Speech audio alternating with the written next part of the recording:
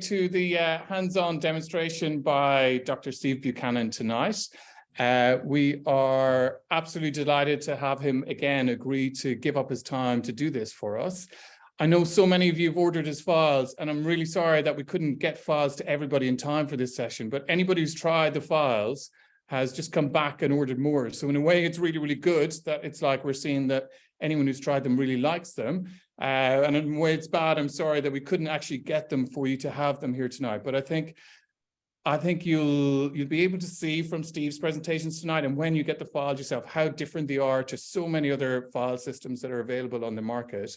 And I think you're really, really, really going to enjoy it. So Steve's going to do some like live demonstrations of just some of the real unique features of these files. And we'll be able to record this. So you'll be able to come back to this once you actually get the files yourself. And then I'll try and help you through the kind of just the slight changes that you may need to make in your technique to implement the files into your practice. So let's try and let's start straight away. Are you happy to go now, Steve? Yeah, we're good to go. Amazing. Great. Thank you so much. Okay. All right. Welcome back.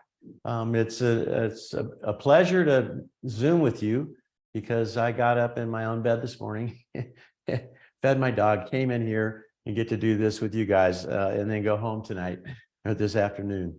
Are there any questions? Do we want to take questions from the audience from last time, or should I just get into it? I think, yeah, let's get in. We keep the questions at the very end, and it just means Great. that we will, I think the main things, let's say, that I've heard back was from, so people they're used to rotating files at like 300 RPM, 250 RPM, or they're used to having reciprocating files. So it's, that's kind of first thing that people notice, that there's an increase in speed. So if you could kind of explain the rationale behind that and why these files are able to do that. That's a great question. And it revolves around the heat treatment of the files, making them function differently. So when we had full shape memory in nickel titanium files, increasing the RPM decreased the life in seconds of use, not in rotations. But if you're doing 1,000 RPM, you're going to wear the file out, do the cyclic fatigue, 5 times faster than 200 RPM. So, but that's different now. So what we find with these new heat treated files that are totally ductile. What does that mean? That means that, when I hold a file up like this, and let me put it under the microscope. When you bend the file like that, it just stays like that. That file is not going to absorb cyclic fatigue. It has to have that rigidity to it, that spring back. And so, so then if it's safe, why is it better? It's better because you can use a lighter touch. When you use a lighter touch, you have more tactile sense. People think that you only have tactile sense with hand files. It's not true. You have a lot of tactile sense with a handpiece driven file, primarily because there's so many different variables with hand files, pushing, pulling, forwards, backwards, all that stuff. With a rotary file, you're just lightly putting in the canal, seeing where it binds dentin, watching its apical advance, and when it stops advancing, you take it out. You're going to look at the flutes, find out where the file is cutting. You're going to start building that mental picture in your head of what just happened and what exists there now. And you're going to go back in, and there's going to be no pushing files like we used to have to do with landed blades. With GT files and GTX files, you had to push on them because they were intentionally dulled so that they stayed centered in the root canal. Now that we had shape memory removed, we don't have to worry about that. We don't need lands as much because the cuts are not transporting the canal as much. With that said, you don't want to ever have a non-landed blade in a canal rotating, for seconds at a time, unless you're having trouble fitting a cone. One of my best tricks with these is if I want to end with a little 1503 and it's a straight canal, the cone always fits. If I want to cut a 1503 shape in a highly curved canal, I may not have the same ease of cone fitting. I found the simplest trick of all is, because I'm one to, as soon as that file gets to length, bam, it's out of there. I never let them rotate at length because they could break, in the time that's unnecessary that I leave it there. So I'm used to taking them right out. I try to fit the cone, it doesn't fit. I take that file back in with EDTA in the canal, and I'm going to count to 1001, 1002, 1003, just rotating at length take it out, and it's just bumping around in there a little bit. You can do that at a slower RPM, it doesn't matter. But you'll find that the same cone that's hanging up a millimeter short goes right to length or a little bit beyond. So that was a great question. Sorry for the long answer. I've been using the 1503 with my apex locator. So once and it's pretty much the same. You're just taking the 1503, you're using that as your final kind of length control just before you uptrade. I find that's really nice for helping to fit the cone as well at the end. Yeah, that's true. Yep. And you know, I'm a huge fan of one last patency file use at the end of your instrumentation. I always call it the last act of the file in the canal. Yeah. So we only are putting files in the canal to prepare it for irrigation and obturation. You don't get that. We got to talk a little bit, but we now know that we can irrigate the tiniest shapes with enhanced irrigation. So we don't shape canals largely to irrigate them, and we don't need very many files at all. What was I going to say about that? I think going back to one of the other things you were saying there about having good tactile feel from having the motor from motorized files. It's like what I tend to notice from a lot of times is that people grip their motor way too tight. So it's like what I always try and encourage them to do is actually hold the motor, just almost balance the motor in your hand and have an index finger on the other side as it's going down. So you've two hands looking for the tactile control as you're going down. And that makes a huge difference in terms of, I think a lot of people feel like you almost feel sometimes their elbows and their arms and everything are moving, where it's actually nothing in your body should be moving apart from the file, just like negotiating down the canal. Yeah. Yeah. You're just literally, your entire focus has to be on, is the file advancing in the canal or not? If you can just answer that question correctly, you won't break any files. And if you always change the file the first time you have the thought, I wonder if this file's going to break. Yeah.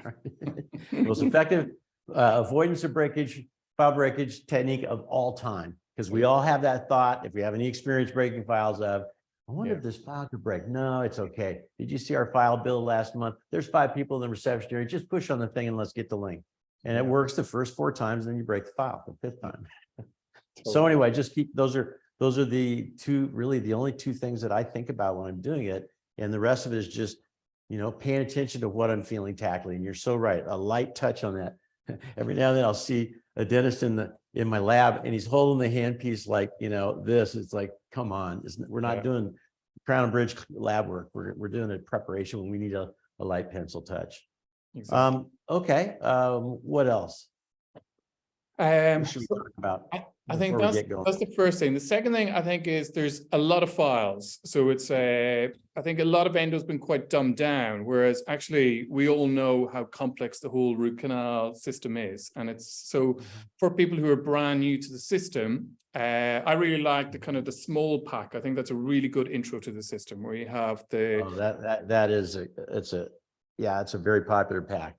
Because doing procedure packs is not that easy, because how do you have it as small as limited as possible, but address the widest range of anatomy? So obviously in the shaping file side, that's a little bit, we can set it up for 80% of the canals, and then you need a couple larger files in case you're in something different. But back to the concept of, we have all these new files, and that's always, to me, the most confusing part about learning a new file system is just like almost just identification, which ones are which, and what are their geometries, and which order do they use them in. When I learned how to do implant surgery, there's only 3 drills, and they're all straight. And I remember I couldn't remember what number 2 was, and it helped me have a little compassion for my students, because it's a lot of weird names, because we're calling them all 1503, 1705, blah blah blah, and until that clicks in, it's confusing. So let me make it as simple as I can for you. First off, if you're a general dentist, I wouldn't necessarily use the 03s. The 1503 is handy if you have a highly curved canal, but other than that, if you're a GP and you're not in the competition for, I can do a perfect root canal through a smaller access than you can, which endodontists like to do these days, just buy the 05s. So what that means is you only have, I think, 6 shaping files, and we have 3 or 4 files that are designed around rotary negotiation and finishing the access. So to repeat what those are, I'm going to use the orifice widener to complete my access. I don't use it in the canal much. It's a little stiff, but I use that when I'm ready to make sure there's no little click or irregularity between the access wall and the canal at the orifice level. But before that, I'm more likely to put one of the little, what we call the MB2 file or the blackjack, because it's got a black handle. It's a little short thing, and it's like a pre-orifice shaper almost. And it's so flexible that it's been designed to go around cervical impediments and MB2s without breaking, because you can break a brand new file putting around. Some of those are almost 90 degrees. And this file is amazing at getting around this, as I'll show you in the clear replicas. And once you have that, it's straightened out just a tiny bit, then the orifice widener works in there perfectly. Yeah. So once we've got the access completed, we've got an entry into the canals. Now we're ready to do rotary negotiation, which is the coolest new thing in anodonic instrumentation.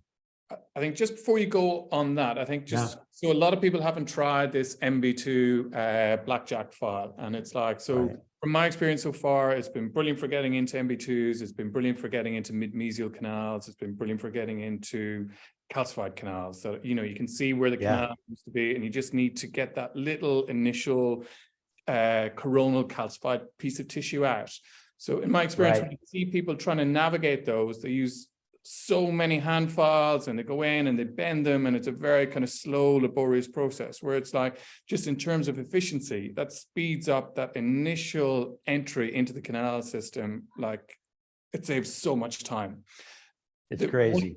And because of the 17 millimeter length, it's exactly, that's it's short enough you can get a small mirror behind it so you can see the tip going into the orifice. It's really hard to poke around until you slip into it, especially if it isn't opened up. So that's a good thing. Do you want to show the close up here? Yeah, that's great. Can you switch to that? Yeah, we see it there now. So, are they seeing that now? Yeah, we can see it now. So this is a 4-sided file. It's a 1505, and it's the only file in our entire series that has what we call a dynamic tip. It's not an active tip. It doesn't have a cutting edge at the transitional angle, but unlike the rest of the files, which actually look like a duckbill, they're so passive. This one will help you get around some calcifications, intracannular calcifications, cervical impediments. It's a combination of the heat treatment, the 4 sides, and the tip geometry and the length that make it so effective. So I use that in every molar case. That's my first instrument in canals. Yeah. I think it's what else?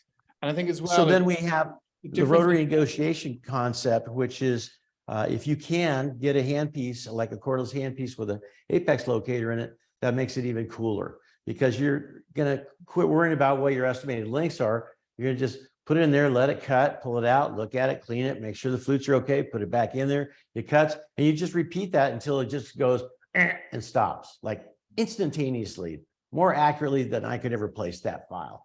And now it's also slightly bound the canal, because I'm not having it back up or do reciprocation or anything. I just want it to just stop right there. Then it's stable in the canal, and I can goof around with the stop and get it perfectly positioned without ever moving the file. When I do it by hand, it's really hard not to move the file as I'm trying to move the stop. So that's a great thing. And it's also so amazing when you have the apex locator ground lead on the handpiece, you don't turn it on and off. When you put the tip of it into the lubricant, it's like starts immediately. When you pull it out, it stops immediately. So you don't have to like hit the button and then look at it. It's like immediate. So your productivity goes up even further than not using hand files. So of all the things I've done in the last 5 years, this is the most productivity enhancing change in my endodontic procedure is rotary negotiation. And it doesn't work with heat treated files. It doesn't work with the wrong geometry.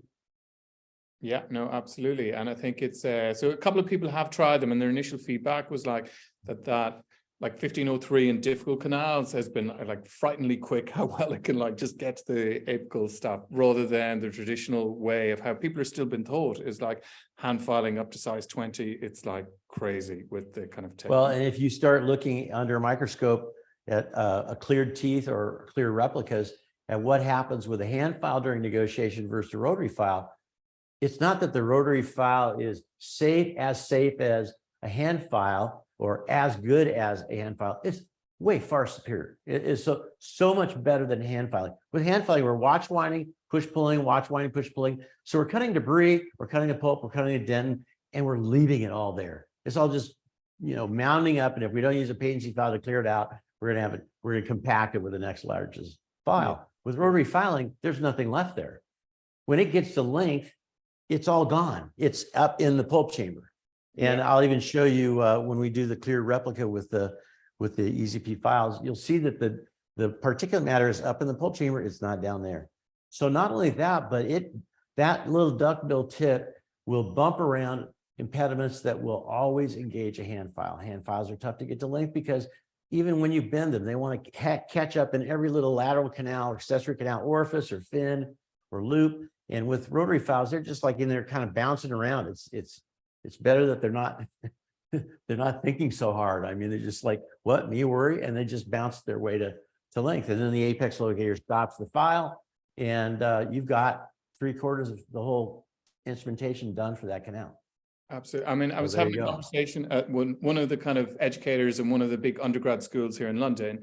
And I was trying to say to them, really, we want to do something with their students where we get them to do get these files, get them to do 3 canals with it on real teeth, get them to do some similar anatomy with the hand files and just compare. Because I think there's still a perception that hand files are safer than rotary negotiation in novice hands. And the more I think and the more I look at it, it's I really do disagree with that. I think a large of that is just memory of past traumatic events. Before heat treatment, it's not even possible. The stresses, the torsional stresses and the cyclic fatigue stresses we put on files, it's just not possible. We couldn't even use our smallest shaping files early on. We had to do big to smaller, smaller, smaller. So when we got the little tiny file, it was only cutting the last couple of millimeters of the flute. Everything's changed now. We have different geometry. The heat treatment is a game changer. If you're using non-heat treated files, I'd have to question your knowledge or you're not paying attention, because they don't cost more. They cost the same as the non-heat treated file. So why would you use a less safe file? Yeah, no, absolutely. Absolutely. No, I think I think people just need to try, and it's once they've tried it, there's no going back from it at all. So in terms of, let's say then if you're doing an upper 6, what's your protocol for, let's say, step by step? What file selection will we choose? Will you start with the palatal canal, distal buccal, mesiobuccal, or what's your kind of general working protocol for an upper 6 molar tooth? Why don't I cut an access and show you? Yeah, that'd be brilliant. Let's do that. All right.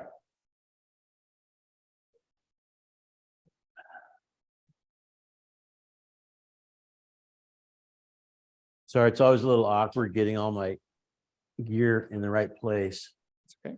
Let's see, I got to move this a little bit over here.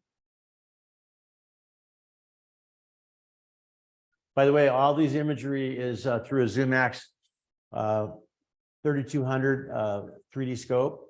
I have oculars on here because I had a really tough case the other day. The only time I use oculars is if I'm doing file retrieval.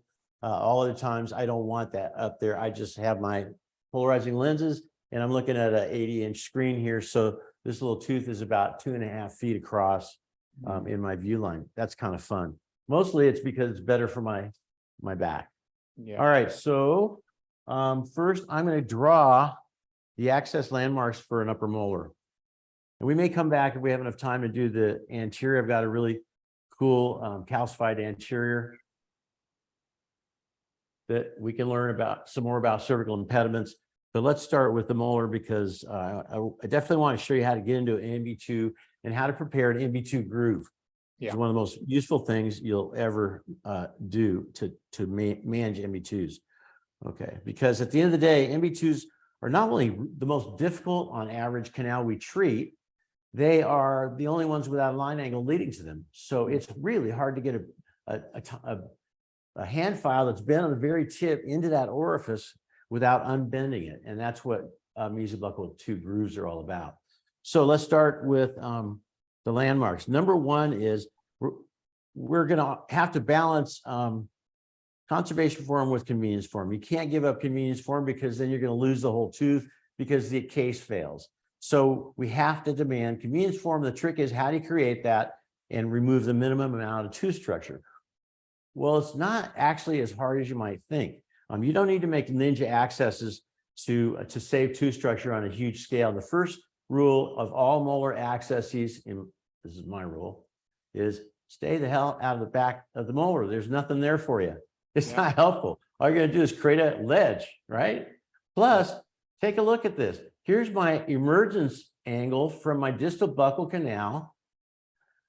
When I have a file in there, the handle's hanging over the palatal cusp tip. So why would I cut that wall back to get to the distal buccal? I wouldn't. And if just so you want to know, where's the distal buccal orifice? Just put a pencil mark in the central fossa, draw a line from that at the mesial angle of the mesial surface of the tooth, and you know exactly where it is. And I'm telling you that because for me, for much of my career is like, where the heck is the DB? It's like almost in line with the MB of the palatal. Sometimes it's not, but this is what I really found out is it's right under there. Yeah. So that's my distal wall. My mesial wall have a landmark. I have a landmark for the mesial wall. It's simple. I'm just going to make a mark on the MB cusp tip and the palatal cusp tip. If I draw a line between those, it looks like it's not parallel to the mesial contact, but it is parallel to the mesial surface, the MB root. Isn't that interesting? Yeah. So that's going to be, I'm going to probably go maybe a ½ millimeter forward of that. So now let's consider our buccal and lingual extensions. We already looked at the distal buccal line angle there. The rule for posterior teeth is we cut to the working cusps. That's because the working cusps are 20 to 30% over the center of the tooth.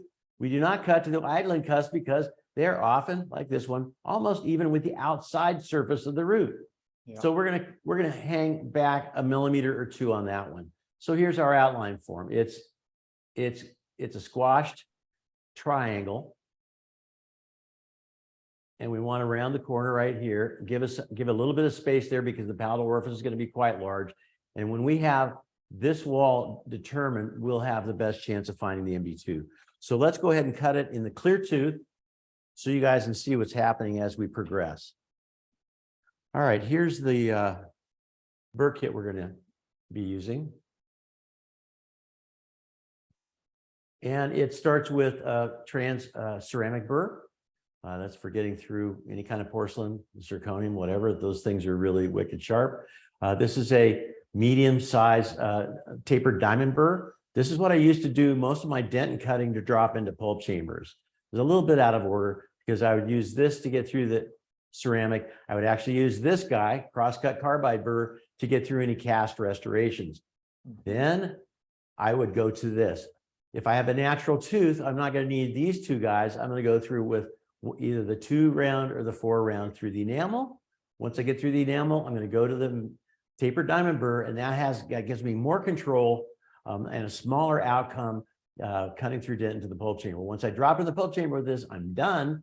We're going to go to the guided access burr. This is the PBS. It's PB short, and it has a non-cutting pilot tip that when we operate this in a high-speed handpiece with water spray, it's actually an awesome weapon. You can cut an access cavity in half the time and preserve more tooth structure because of the accuracy of the guided tip. So you can't, with a high-speed handpiece, you can't see around the head of the handpiece anyway. So having guidance on the burr that it's going to create your outline form and upright your line angles, that's the magic of this. So let's get back into it. This is a molar. I'm going to start with a number 4 round burr. Now in plastic, you don't have to do that, obviously.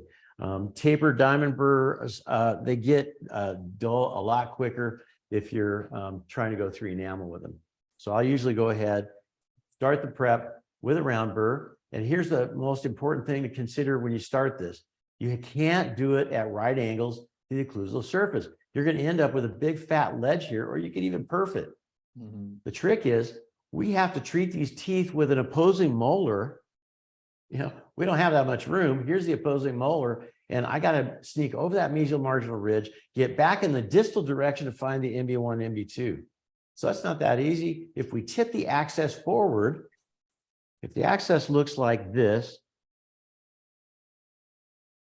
look how conservative that is in the mesial distal plane. We look at it this way, it's going to be broader because that's where all these canals are. Here's my mesial buccal wall. Here's my palatal wall. And then we'll have the canals below there. Yeah. Okay. But if you can keep this dimension not only small, but tip to the mesial, you'll be able to save a lot of tooth structure and not give up one iota of convenience form. Absolutely. So I think here it's so we go. important to kind Okay. of think twice before you drill. It's like all the carpenter's rules where they're like measure twice and then Measure actually- twice, cut once. Yeah. That's one of my favorite sayings. So I'm going to get a finger rest. And whether I'm using the round burr or the tapered diamond burr or the guided burr, I get a finger rest. I literally put it in the embrasure to get that angle. And everything is like I'm a machine. I'm going to mill this, this access cavity. I can get my handpiece to turn on. That's a really nice tip, actually, because I think a lot of people struggle with the initial angulation into the tooth. And I think you're right. I think they do go parallel to occlusal plane, which always ends up removing more tooth structure than you need to. Yeah, I know. That's something I struggle with until I figured that out. You know, one of the most useful single things I've designed, and I have 23 patents, was the guided access burr, the LA access burr originally. And it's too big now. They never wanted to redo it to the right size, but that saved me more time and reduced the size of my access cavities than almost anything I've done in my career. So let's see if I can get this thing working. What the heck? High speed.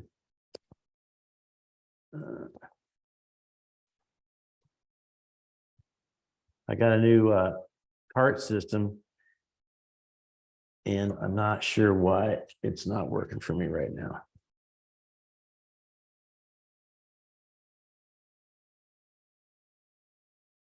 Okay, Letty, do you have any ideas? High speed. So is this, which one is the high speed? Remember, we had that issue.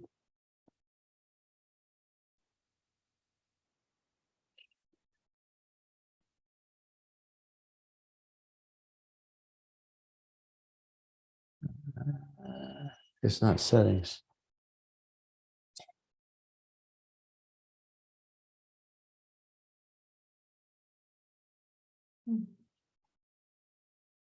High speed. 1 to 5. Here's the RPM up. I'm sorry, you guys. Don't worry, don't worry. I have another attachment. Let's see if it's the attachment. Do we have the, is the compressor on?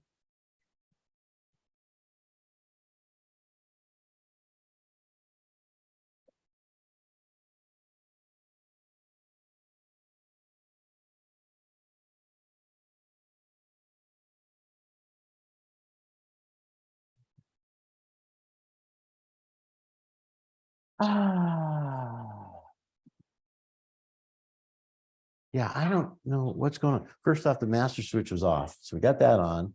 But what else could be going on? It's just, is the compressor turned on? Okay, so we have pressure, air pressure. Okay, let's get some access teeth. We're going to use the cordless handpiece. I don't know what's going on with this thing. That's okay. In terms of, there's a couple of really nice things there already. So I think just even one sec, we'll be good to go here momentarily. That's fine. It's just to kind of recap on some of those kind of nuggets that are there really. It's so the small MB2 file is like amazing for getting access into like calcified canals, into MB2 systems where you don't have to basically the way traditionally we were told to do it is you get a stiff file and you're trying to push the stiff file in and it keeps bending. Whereas because this is a small, it's got like an active tip, it can just zip in through it, and just that initial negotiation saves so much time for getting access into the MB2. So I'm really looking forward to seeing the demo here where you can really see what is actually happening with the file tip. Okay, thank you for the the background color while I try to figure out what to do. So we're going to use the rotary file system, Letty. Great. This is the one I've been using currently. It's the Merida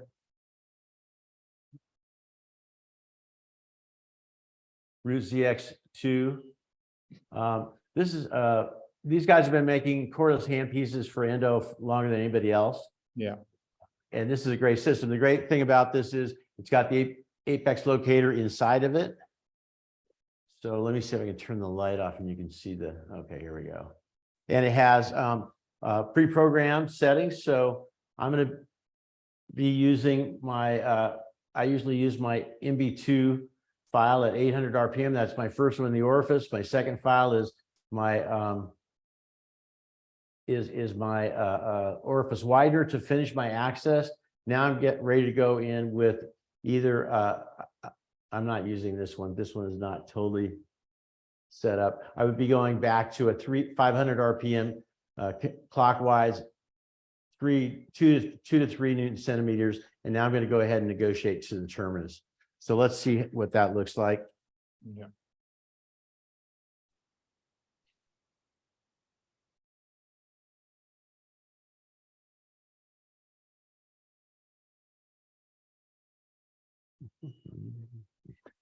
I think one of the other things that I hadn't realized it much, which does make such a difference, is the difference in length in the rotary files really affects how you can use them. So like the difference between a 15mm file and a 25mm file actually makes a big difference. I always realized that for hand files, but I didn't realize what a difference it makes for rotary files too. It definitely does. Yep. First slow speed, second high speed. This is the first one is the slow speed. That's the high speed, but we're not getting it to turn over. It's not turning. If you take this off, the motor's not running is the problem. So I don't know what the hell is wrong with it. We're going to have to just not use it. So we're going to do, we're going to use this cordless handpiece because, because it's more dependable right now. Okay, so let's talk about MB2s a little bit. But just to show you how it helps me in just the simplest case of all.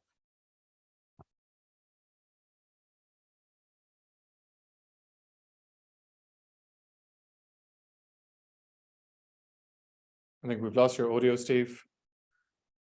Can you hear me? Yeah, it's back there now. Okay, so if I take this in and I'm just smoothing a line angles, my orifice widener is going to be able to do a better job. Here I am in the distal buckle. We get a little bit of alcohol here, just clear it.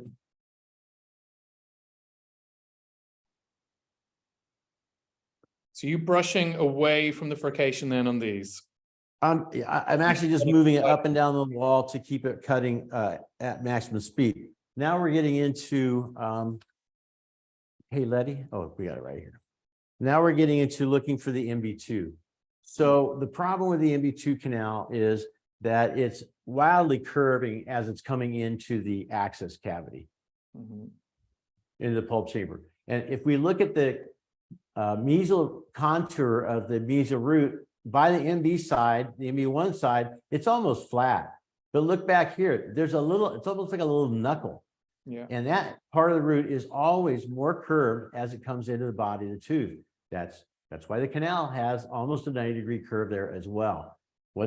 Why does that make it difficult? Because when you use the straight explorer, you may be right at the orifice and I'm getting no tug back whatsoever. Yeah. Here's what happens when I put one of our bent DG16 files in. It's bent at the angle this little guy's coming into the pulp chamber. So guess what? It goes exactly in there. I get great tug back. I know that is the MB2. So once I have that, let's see if we can get into it with this MB2 file. Yes, we can. And it's going around that impediment. I'm going to show you on another one of these exact replicas what a hand file does there. Yeah. So you're running that at 800 RPM. That one was, I had that at 500. Okay. And normally clinically, what do you run them at? Or do you kind of shaping files 750 to 1,000. Okay. The rotary negotiators 450 to 650. Okay. And you know what I'm really telling you is it's not really that important. It's not that tricky now that we have these files which operate better. Here's a 15K file. Let's see what happens in a in the same anatomy with a hand file versus a rotary file. All right, here's my bent Explorer.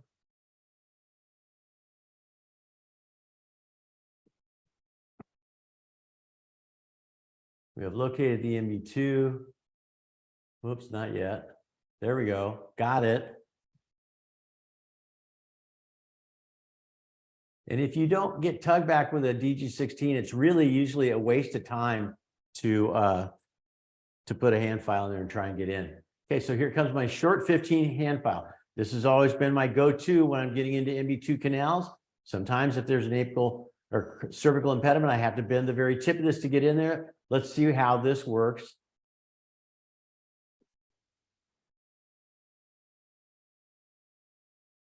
Yeah, it's hanging up right at that first curve there. Mm.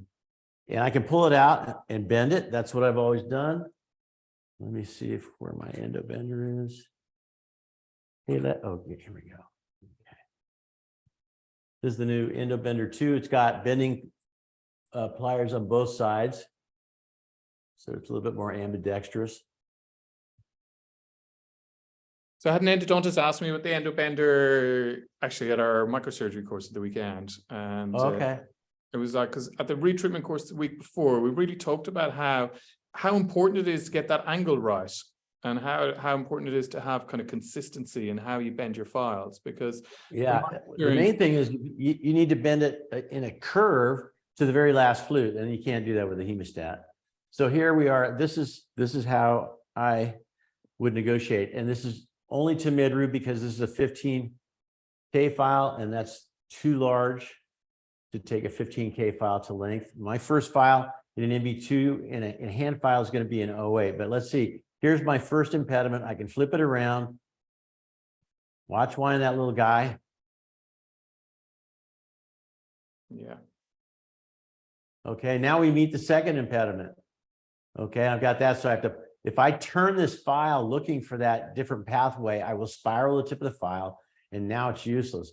So what I do is I pull back, I turn it, and I try there. I pull back, I turn it, I try it the other direction. Can you see that? Look at that.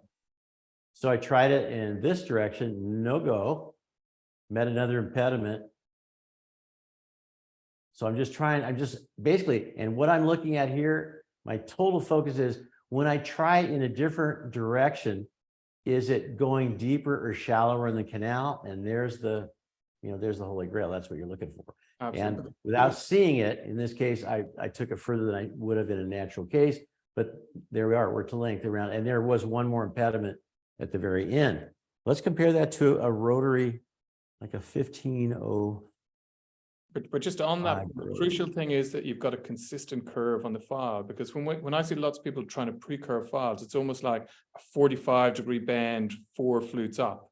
So it's like, when you try and rotate it, literally, it's like you're just creating obstructions for yourself. Here are the versions that, okay, so I tell an endodontist about this, they go, oh no, I bend them over my gloved finger. It's like, so here's the bend you put on it. Yeah. That will never get you around an impediment. Watch a second here. I'm going to grab this little guy, 4 millimeters back from the tip with a cotton plier, a locking plier that's a piece of junk. Sorry, I hate them when they don't work. Here we go. I love them when they do. Okay. So let's go to the scale of a root canal now. As we get closer to that scale, we see that the end of the file is not curved. Mm-hmm. That's a functionally straight file, even though there's a pretty significant curve along the length of it. So that's not helpful at all. So the whole thing about that, we're all taught to do this, that you're going to always do the ribbon curling thing on the small files with your cotton pliers. Okay, usually it's done kind of like this.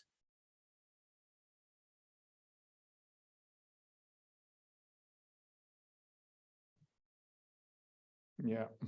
Right? And then you feel like an artist when you're going to negotiate. Totally useless. Every time we've done that, like the millions and billions of times we've all done that because we were taught, it's not helpful at all. Mm-hmm. And the way I figured that out was like one time I couldn't get to the end of a curved canal until I tried a straight one, an unbent file, and it went to length. So I after that, I realized, I don't know if I need to bend these files. I'm just going to not bend any of them from now on and see what happens. I found out that in 5 to 8% of the cases, I met an impediment, had to pull the file out, put a bend, but not a bend, where you do with a cotton plier, a bend like this. It's the very, very last. This is actually straightened out a little bit, but it has to be to that last flute. That's, just imagine, do your mental imaging. That's the part that's meeting the impediment in the canal. So that's the part that has to have the bend on it. Yeah. And But for everyone watching, watch the alternative here. one of the biggest things you can take from this whole thing is just that little nugget there will save so much time in negotiating apical it's like bifurcations, all of it. Yeah. It's that little thing for all your retreatments. It's like an invaluable little tip. Exactly. And they're not inexpensive because they're expensive to make, but they're a lifetime instrument. Unless, some intern comes and steals it out of your operatory, like that. If you're doing endo every day, though, you're going to use that. So the time that saves you, even probably in the first week of using it, it'll have paid for itself. I have 3 of these that are 35 years old. This is the first thing I invented. I showed it to my accountant. He goes, God, how long does that last? I go, the rest of your career. And he says, yeah, you got to invent something that wears out. Missed a key concept. Next up, files. Yes. Okay, so let's do that again. That was the shape. That's the one we already got in. I need a new one.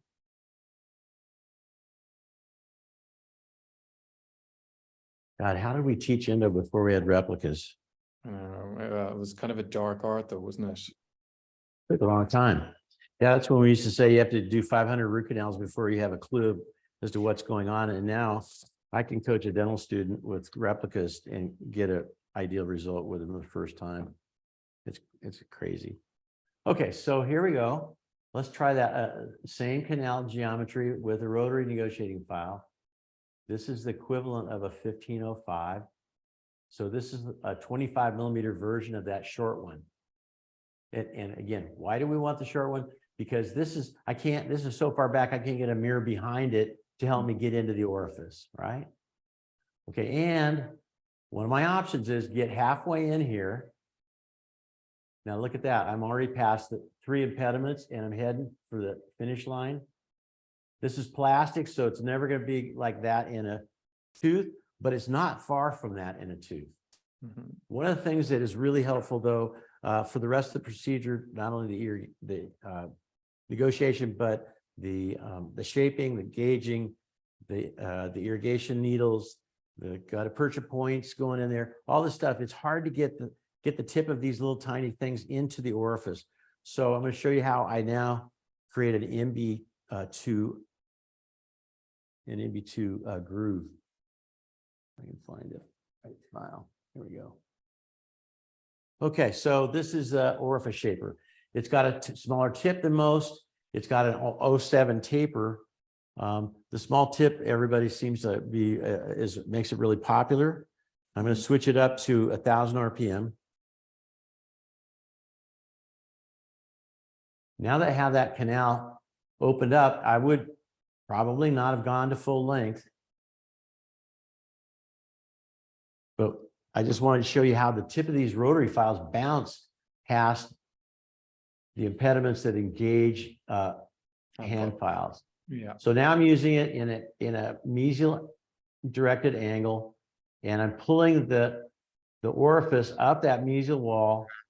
And my end objective is to come back in here with a high-speed handpiece and touch the mesial wall so that I can see a path to the MB2 from the cavo surface. Then when I'm looking from the front here, I don't have to hunt around. I just put it in the groove and right here, and bam, it goes in. Gutta percha points go in. It's infuriating when you get a gutta percha point fit perfectly in MB2. Now you're going to load it up with sealer or put sealer in the orifice and you can't see it. And then you ding the tip of the gutta percha cone, you have to refit the cone. So the MB2 groove saves, it takes another minute or two to accomplish. Here's how I would, did we ever get this handpiece operating? I think not. I think we share that video you've done with the with that already with the group. So I think most people have seen. Yeah, you've done that. Let's see what it looks like here. It's So you're almost using the orifice opener as a guide of where exactly then to do the final prep for the groove. Right. So what I'm going to do at this point is I'm going to take a guided burr, and I've got the groove established down by the orifice level. You've got to do that before you put a high speed in there, because if you put a high speed in there too early, it may be bouncing around, and if you cut the groove to the wrong place, you've made everything more difficult instead of less difficult. So I'm going to put the tip of the non-cutting tip in here, spin it up, and I'm just going to gimbal it up until it hits my previously cut mesial cable line angle, or cable surface. And then the MB2 groove is completed. That's when I would put lubricant in the orifice. And then we're going to go ahead and take the final, the rotary file, if it wants to go to the final position in the canal. So now that we've had a file in there to length, and that was a 1505, let's gauge it and see what is going on at the end of the canal and see if we need to put any more files in. Now that we've got the shape all the way around there, sometimes you can't gauge because the hand files all have to be bent. But in this case, it smoothed things out enough that I've got a 10 dropping through. Here's a 15.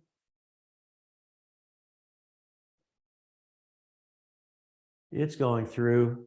Now, this is the last stainless steel file I use, because in sizes smaller than 15, I want a stiff instrument. And anything larger, I want as flexible as I can get. So I use night-tie gauging files. Night-tie gauging files are more expensive, but they last forever. There's the one file you never have to throw away. You can autoclave until the handles fall off, because we're just using them as feeler gauges. We're just pushing them in there and see which ones drop through. And now look at this. That is so huge. That's one of the most important things I'm going to show you today. See that little plug of junk? Yeah. If you don't get patent, you've left that in every canal you've ever cleaned out with a file in your life. And that's why it's such a pain in the ass to fit a cone. Cone fit should be simple. It should be like, put the cone in, grab it carefully at the reference point, cut it to length, and you're done. But when you're fitting them and you're not getting tugged back and it's wrinkling from the very tip, it's because you left all that junk in there. Okay.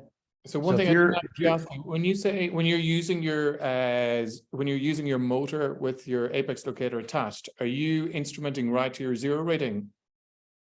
The thing is, it's stopping me exactly at length, and I don't have to get patent because I pulled all the debris I've cut out on the file fluids. Yeah. So if you're nervous about patency file use, you should definitely be doing rotary negotiation, because there's less of a need for it. Yeah. So, but do you go to your 00 reading on the apex locator, or do you come back? No, I go to 0.5 millimeter short. 0.5 millimeter short. Yeah. We know it's not exact. It's not a 0.5 millimeter short, but from between 0 and 1, the midpoint there. So now here's a 25K file. Let's see if it binds at length or goes through. It slightly goes through. It's just barely peaking. Now, one thing to remember about gauging files, this is binding perfectly at length. It's 1/4 millimeter long. If I give it one little, I'm going to pull this back so I don't destroy this. If I was up at that point, I just went like this once. Now it's not a 26, it's a 28. And if I give it one more little watch wind, it's, it's something else. So the trick with these files is use night tie, because they're more flexible, push them straight in and pull them straight out. Do not ever rotate them. If you do that, you can tap on them firmly. I'll actually show off when I'm doing a patient demo and show me moving the patient's head when I move the gauging file. But one little and I'm cooked. So I need to finish this with a 25 tip diameter file. That's what gauging tells us, right? So that's what we're going to do now. Here's 2505. Actually, I'm going to choose 2503 because I have a little bit more flexibility. And this is a sharper file. Check out the difference between these instruments. Okay, so Minikut files are the only instrument set that are all different for the different functions. When you have the same geometry in the 1505 06 as the 4506, you could do better. This is the rotary negotiating file. It's tough and resilient because it's four-sided. So we don't need a big chip space. We're not trying to pull a bunch of junk out of there. We're trying to sneak our way to length without breaking the file. Once we get to length and we've gauged it, we know that we need to cut a little bit larger shape. This is a 2503. It's got that duck bill that will not cut. So that's why I can operate this thing. Look at how smooth that thing is. It's like polished. Yeah. There is no other file that has a tip like that. That's so cool. I think just on that point, I think for anyone new to the system, nobody's going to be kind of aware of what that means. So, I mean, from my experience so far, especially with the 1503 file, it just means that it just finds its way to the canal terminus beautifully without being stuck up on impediments. And it's almost self-gauging, because if I put a 30 up there, it'll stop short because the tip doesn't cut. Yeah. So, I mean, that's a whole complicated grad resident conversation to have. Now I'm going to go up to, I'm going to want to be at about 750. 800. And this is cutting my final shape. And it's just, let me give a closer view and get some alcohol on the outside here.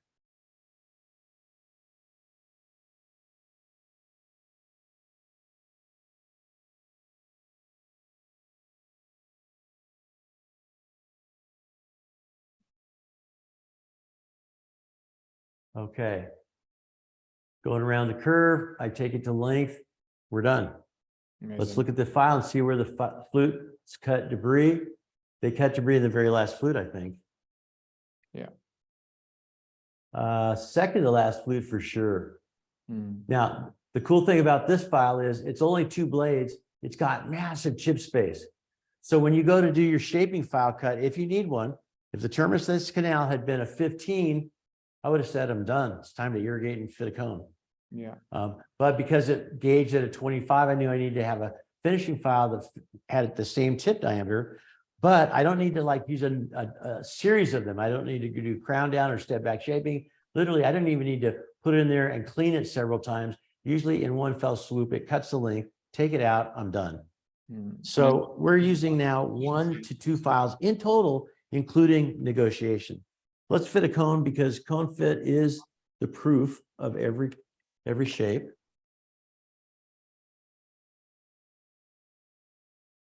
Oh, I forgot the last act with the file and the root canal. Don't miss this one. Some of the most effective things I teach are the simplest, almost silly, stupid things that you wouldn't think would make a difference. Why does it make a difference? Why do I never fit a cone until I've done this, until I've irrigated with EDTA and take a patency file, something smaller than the file I cut the final shape with. In this case, I cut the final shape with a 2503. So my patency file can be a 2002. This is a K file, it's an 02 taper. Here we go. Let's see if I push any debris out. I do, not much, but there is debris right coming out there. And that right there, that one move, patency file that will not enlarge the end of the root canal, 1 millimeter out the end. Here's what cone fit is like every single time.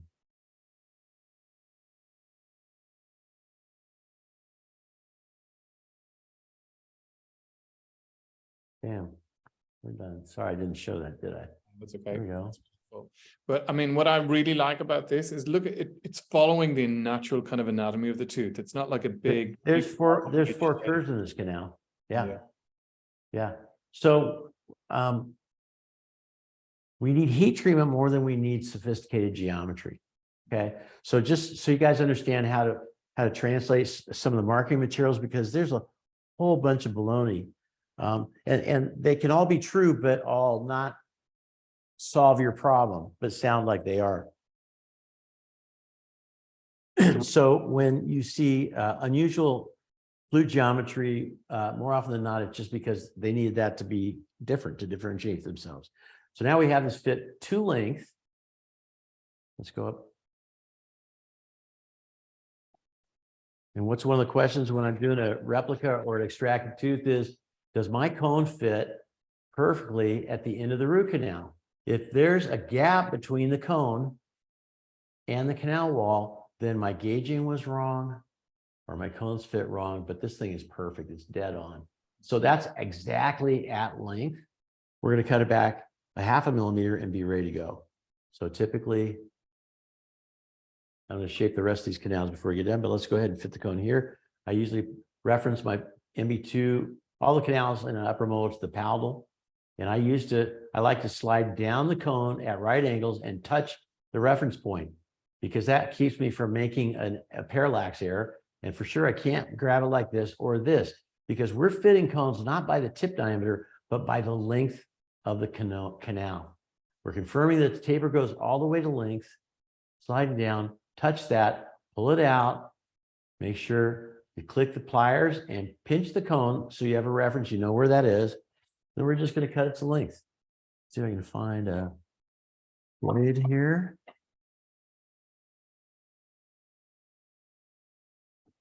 Hey, Letty, do we have a blade? I thought we did. I might have dropped it on the floor. Oh, there we go. So you said you use the palatal cusp tip for your reference point for every canal. Say no, for everything except the MB1. Okay. The MB1 canal usually I reference by the MB cusp tip. So here we go. I've got it on a millimeter gauge. I've got my blade, and here's a 0.5 millimeter. Now, why a 0.5 millimeter? Because if you cement them at full length, they'll all end up a 0.5 millimeter long. That simple. Dang. Come on. Okay. Let's see if that worked. Now I'm going to grab it back in my little pinch marks. Put it in the root. Oh, no, the tooth is. Here we go. Is this it? Are you my tooth? Nope. Oh, yeah. It is. Okay. There we go. Now I would take a radiograph sometimes, because inevitably when you shape canals, even as minimally as we have here, you're going to straighten curve canals out. So this might be perfect for my initial length, but that length may have changed. Let's take a look at it again.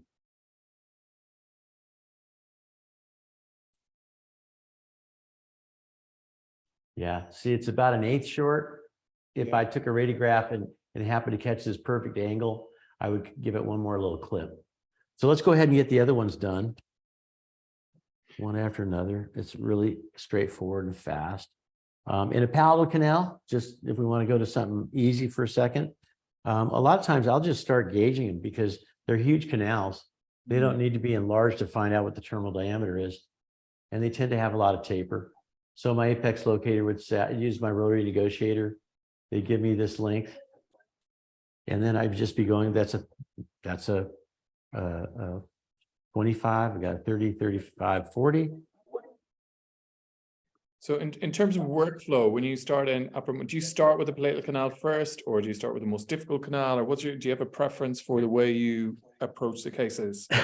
Right. I kind of like to attack the hardest thing first, because it's easier than when you're tired at the end of a procedure and you've had your butt kicked by one of the other canals. So I'm going to look for the MB2 first. If I can't find it, I just forget about it. I treat the MB1, I treat the DB, the palatal, and then I come back and look for the MB2. Many times having the irrigating solutions in the pulp chamber during that time becomes obvious where the MB2 is later. If I still can't find it at that point, I'll fill the palatal and the DB, and then put calcium hydroxide in the MB1, send them home, bring them back with a fresh set of eyes. And if I can't find it, then I'm going to fill the MB canals and tell them we might have to take a surgical approach to find it. Yeah. Okay. So I found out that a 30 slips through. Here's my 35. I'd have an apex locator on all these files. Long. Notice how much junk these hand files push out. And there we go. I've got a 40 binding lightly at length. In this case, I'm just going to pick the final file I want to finish with. I would want to do a 4005. So yeah, I'd use one of the 1505 negotiators just to get the length figured out, but it's not actually negotiating anything because these are huge canals. Yeah. So, and just a caution, when you're in replicas, these thread a little bit. They do not thread at all in teeth ever. So there we are. I'm at length. I hardly cut anything because I didn't need to. That's all the debris. And look, we have debris all the way to the very last flute. Good news. Let's irrigate and fit a cone there. When you're learning new instrumentation techniques, it's very helpful to cone fit each canal as you get it shaped, because then you don't have to come back and redo it. Here's my 4005 cone somewhere here.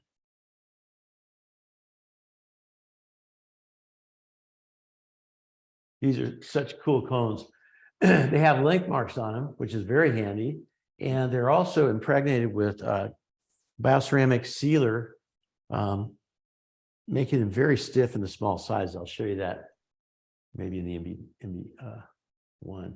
Okay, so this cone is fitting 1 millimeter long. I'm gonna grab it to reference point, palatal cuss tip, pull it out, lock the pliers, pinch the cone, measure it. This is not my best length determination, my length ruler. Oh, here's a good one. Let me see if I can use this guy.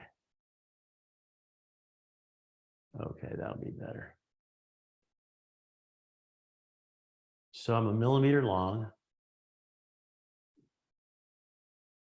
I want to be a 0.5 millimeter short, so that puts me about here.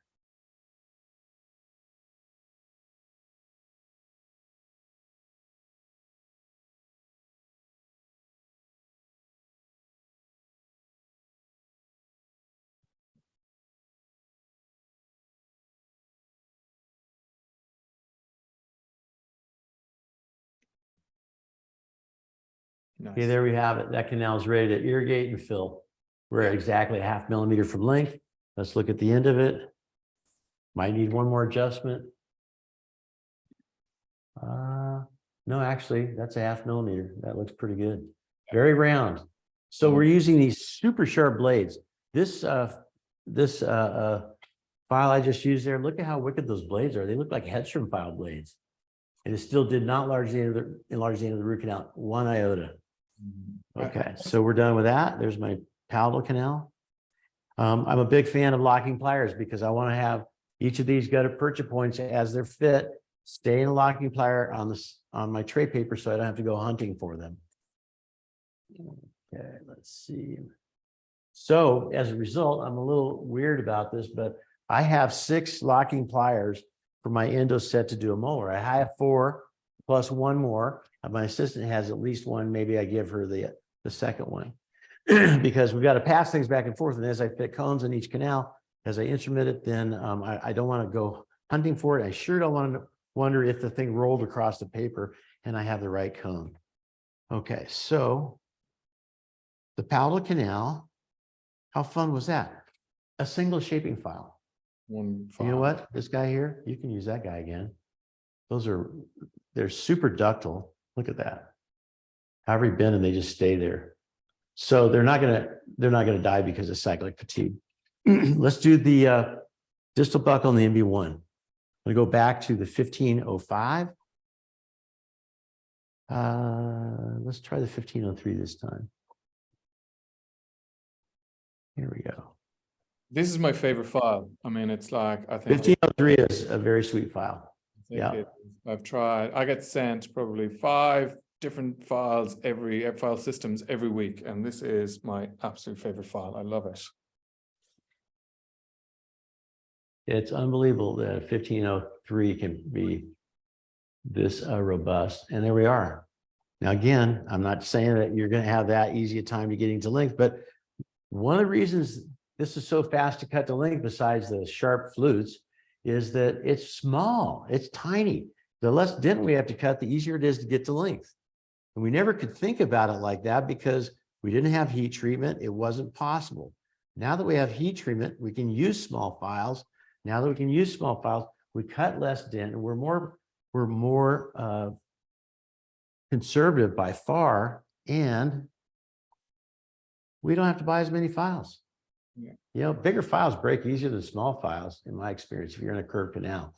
So let's gauge. Here's, oh, that's a little 06 file. Didn't mean to use that one. But also what you mentioned the last day about how that 1503 file can go places where some of your hand files can't go. So I've had lots of cases now where I'm trying to get it doesn't go, and the 1503 does go. So it's now preface that if you're going to do that, you do need to have that tactile control that we're talking about. So you need to be very, very, very gentle, trying to feel where the file is going. But often it'll just find the path. Yeah, it's okay. So here, now I'm going to gauge. So I would switch to EDTA in the canal because I want to remove the last bit of smeared layer as it's being created by my gauging and shaping file. I have a 15, it drops through. Here's a 20.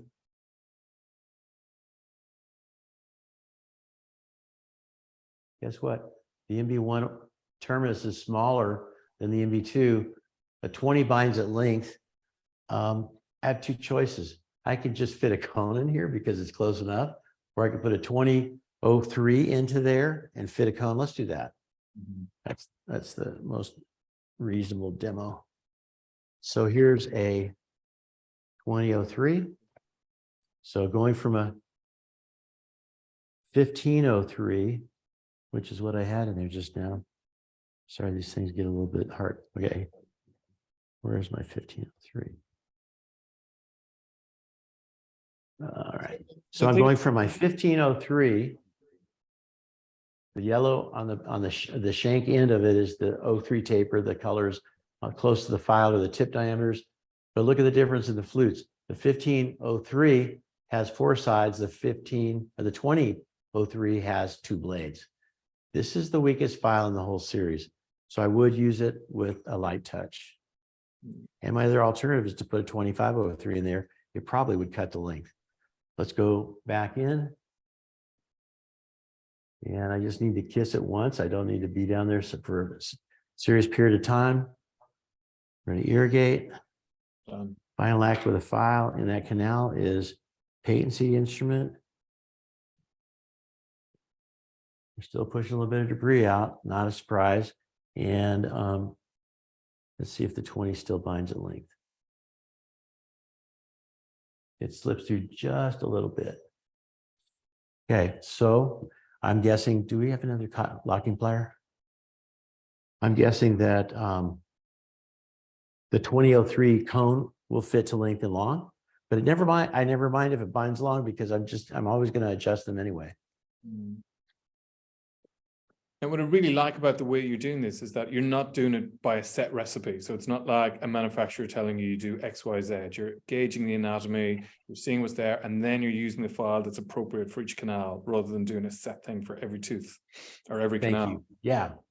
You know, none of your patients, none of the canals they have in any of their teeth are average.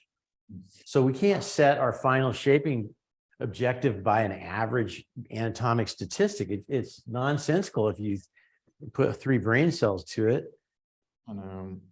It just is not, it's not even possible. We had okay, so here we go. 2003. Wait, did I get an 03 or an 05?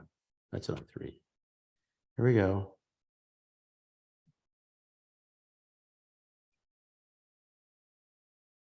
All right, it's fitting to length. Now I still have some junk in there. Look at that. In a natural tooth, having EDTA in there is everything. You cannot remove this junk at the end with hypochlorite in the canal. It will not work because the smeared layer protects itself. The smeared layer protects itself from hypochlorite because the hard tissue particles hide the soft tissue from the hypochlorite. Because the soft tissue is hidden from the hypochlorite, it continues to act as glue, forming a little composite sludge layer there. Now let's fit that same cone and see what happens. Almost every one of your cone fit problems are because you left sludge at the end of the root canal. If you came to me and took a 2-day course and asked me, what's the most important thing I want you to go home and do? I'd say, make sure that the last act of the file in the root canal is your patency file dropping through a millimeter in the presence of EDTA, and your cone fit will be a cinch. There we are. We're a little bit long. We need to be a little bit short.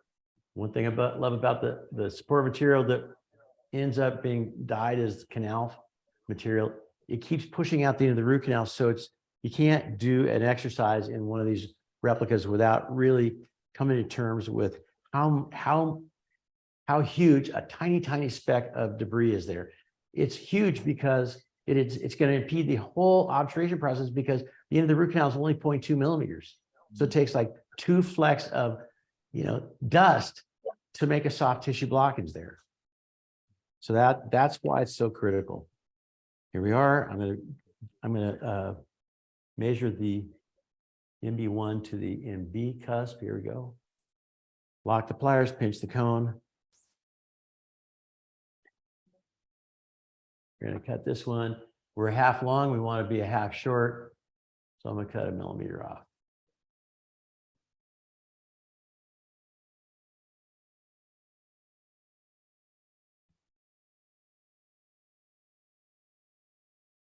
This is like a tiny cone. So there's lots of people that think that you have to instrument every single canal to at least a 3004 or 3504. They feel that that's the minimum size. Well, what do you feel about that? That is so 2001. Okay, that's the nicest thing I can say about it. Here's the deal. If we're not cleaning any of the lateral recesses in the root canal, why are we cleaning the end of a root canal, cutting a bigger shape with a file? Now, if it's a retreat, that's different. Okay, we got a bunch of sludge in the dental tubules. Yeah, even I want to cut a bigger shape there. It's going to be easier to get my hypochlorite in the dentin. But if it's a virgin case, no, don't. Think about it. If you under instrument a case and it fails, the retreat's a cinch. If you're putting big honking files up there, and a NiTi 40K file is as stiff as a stainless steel file, very nearly. If you're putting big files at the end of the root canal and you have a failure, you're gonna have to do surgery because it's too hacked up to get a success with. So just looking at the possible risk analysis, it doesn't make any sense. It's upside down. Okay, there's my MB1. One more canal to do. We're going to take the 1505, the 1503 to length. I can find it again. Here we go.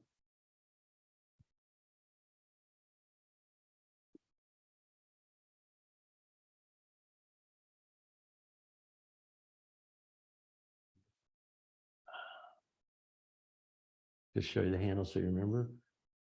Yeah. 1503. Here we are on the distal canal. It's already had, remember, it's had a 1505 in there just to get the orifice opened up. This is going to be my length determination as well as my initial negotiation. I've got a lubricant in the canal. Lubricants are what you want when you're using apex locators. Okay. So in this case, 3 strokes, you're at length. Yeah, plastic root, I'm not saying it's this easy, but it's if you're treating a patient that's under 35 years old, it's not a whole lot different than that because they still have decent sized canals in the teeth. Let's gauge and figure out what we want to finish this shape with. I think I've got a bunch of junk in there. Like 20. There we go. And remember, because we've got these line angles so perfect, I don't need a microscope. At this point, I just like put in the line angle, it drops in. True for the MB1. That's why we have the MB2 groove. So we can have the same ease of getting in there. Make sure you don't have a pulp horn, lateral pulp horn, creating an impediment at the orifice level. Okay. So 20 goes through.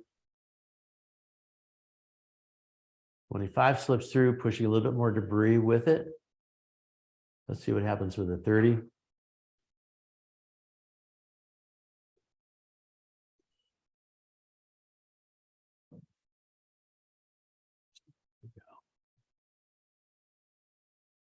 Okay, that's a large apical diameter for a small canal. Here's a good question. In which class of endodontic cases will we typically find larger apical diameters than others? Meaning in the same tooth type, same canal position, what kind of a case are we going to expect to find larger apical diameters? Because if this is a vital case, almost certainly it's going to be a 15 to a 20. Once in a while, a 25, not usually, But in necrotic cases, it's different. They're usually going to be at 20 to 25, and in this case, at 30. So it's good to know that, because you won't be surprised when that larger than expected file drops to the end of the root canal. So I'm going to just get Peyton here because I've got sludge. All right. Now we're going to finish with a 2503. I'm sorry, 3003.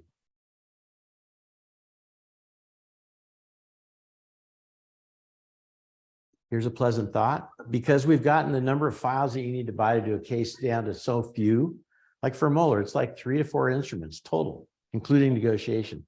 I hope that makes you feel more comfortable about throwing files away after every use. Okay.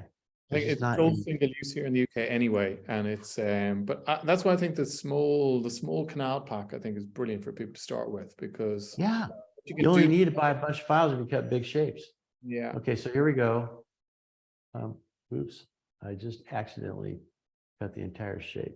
In plastic replicas, get a finger rest so you can prevent yourself from threading out the end. There we go. All right.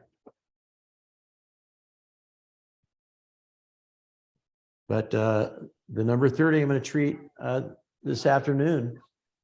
It's on a 45-year-old gentleman.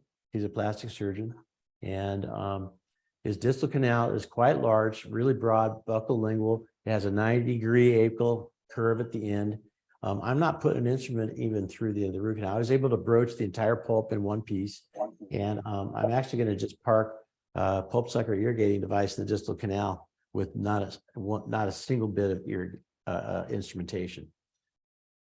Okay, if you're obsessive compulsive like me, you go ahead and cut the final shape, and then you do one more little gauging run to confirm that you have what you think you have.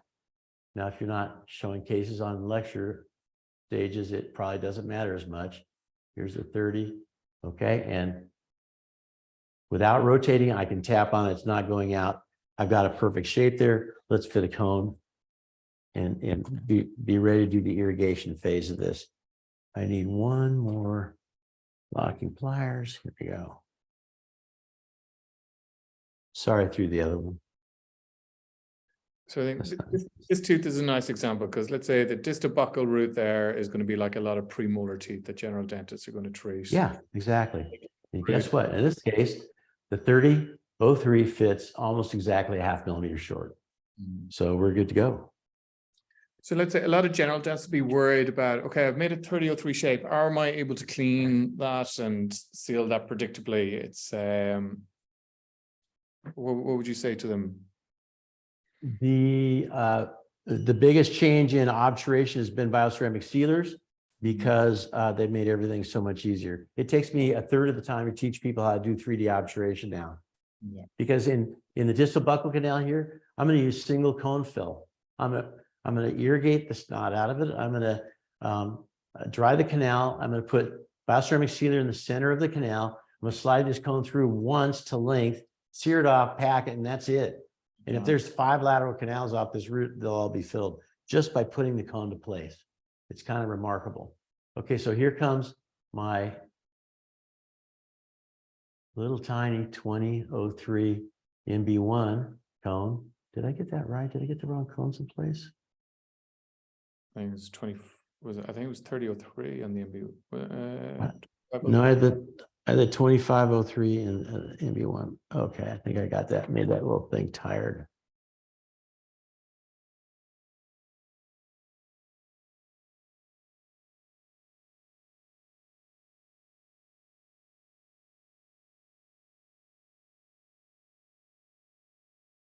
There we go, right to length. And here's the palatal. Now, when you're, if you want to place all the cones and take a radiograph, put the distal buccal in first, the MB2 second, the palatal, and then the last one would usually be the MB1, because this line angle is really easy to get a cone into and to place. Distal buccal is the hardest one to get a cone into, so that's why I place it first. Okay. All right, so take a radiograph, make sure we like where all these things fit. And if they do, we're ready to pull them out. Dry canals, and I recommend with bioceramic sealers, you want to cement the canal. After you dry the canal, place the cement you need to put the cone in right then. Because if you leave the cement in the canal, as you place it in all the canals, and then you come back and put cones in all of them, occasionally it'll get a little crusty and you'll have a cone want to hang up and not go to length.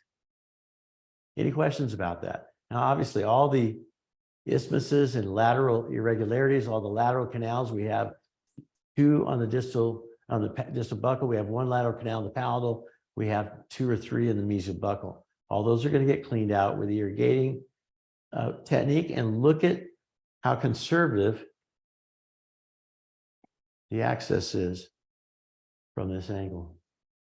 I think it just follows the natural anatomy. It just makes sense. Yeah. So look, that mesial angle, the mesial surface of the tooth, it's perfect for the palatal. The distal buccal just comes straight out towards the palatal cusp, as I mentioned. The hardest one of all is the MB1 and MB2. And we tip this mesial wall back because it makes it easier to find it also. Yeah.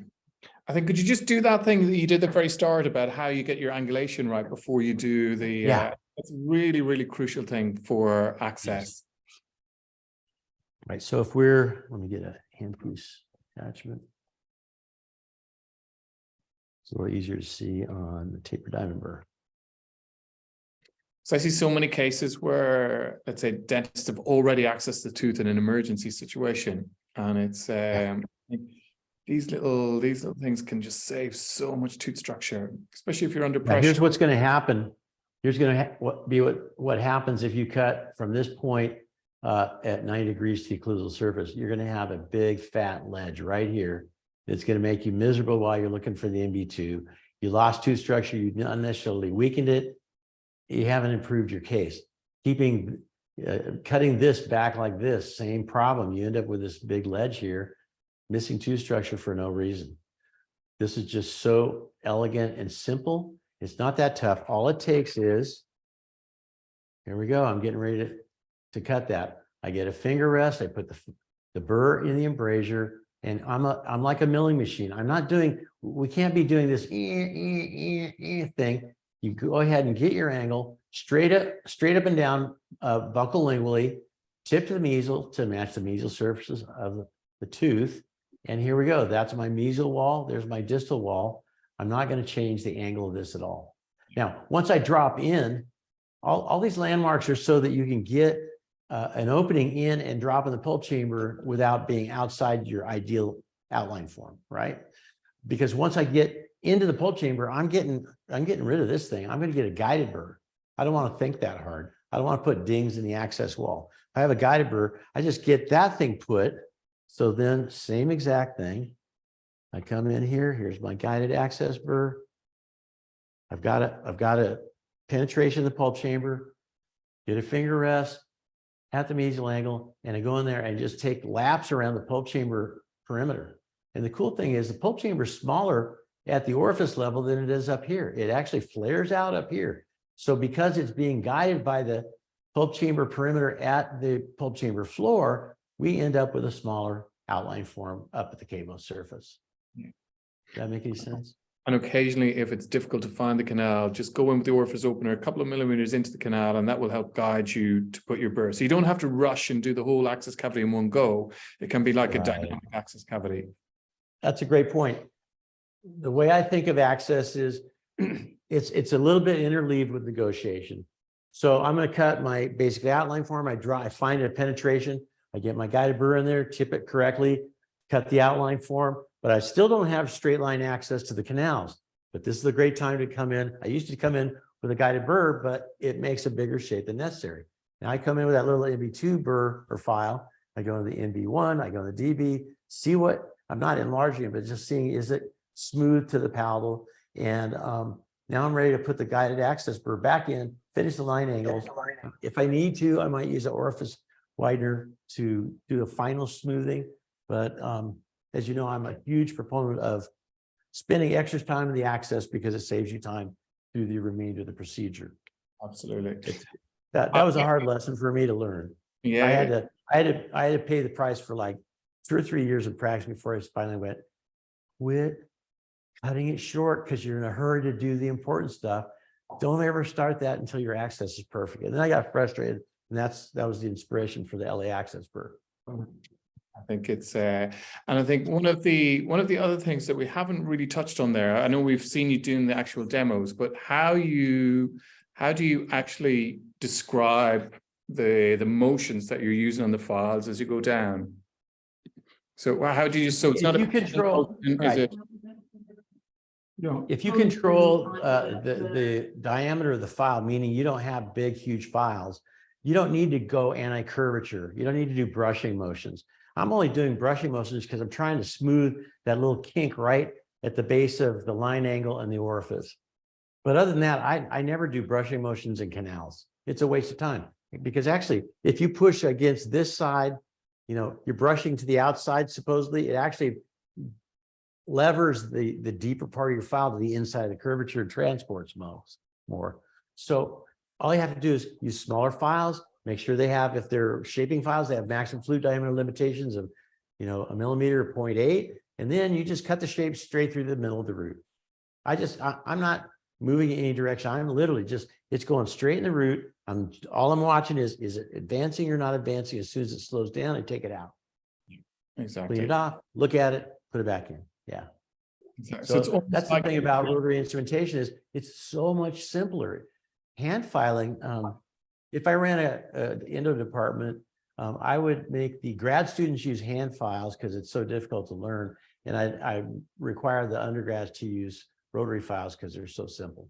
But in most schools, it's the opposite. Oh, the students, the undergrads have the hand files because they're safer. It's like, not really. Any questions from the audience? So we can open up the chat there now in a moment. So basically, just on that final point, it's almost like you're letting the files tell you where they want to go. It's basically you have to listen to where the files. So it's like you have to listen to your files. It's you gotta listen to your files. They'll tell you when you're in a hidden curvature. How do you know you're in a hidden curvature? Your file starts getting tougher to push into the canal. It's stalling out, and you pull it out, and there's no debris on the file. Ding, ding, ding. Hidden curve. You know, all the worst curves are in the buccolingual plane. So if you're not using a pre-op CT, you have no clue. Yeah. So you better listen to your files a little harder. Absolutely. And it's like, so whenever you get that feeling that you need to push the file, that's when you know that there's a problem. So it's like, right. And this is so hard to avoid, because everything we've done in driving a car, we learned, like when you start going up the hill, you got to push on the accelerator or everybody behind you is going to hate your guts. So it's our natural muscle memory to watch it slow down and we give it a push. So the day you quit doing that is the day you quit breaking files.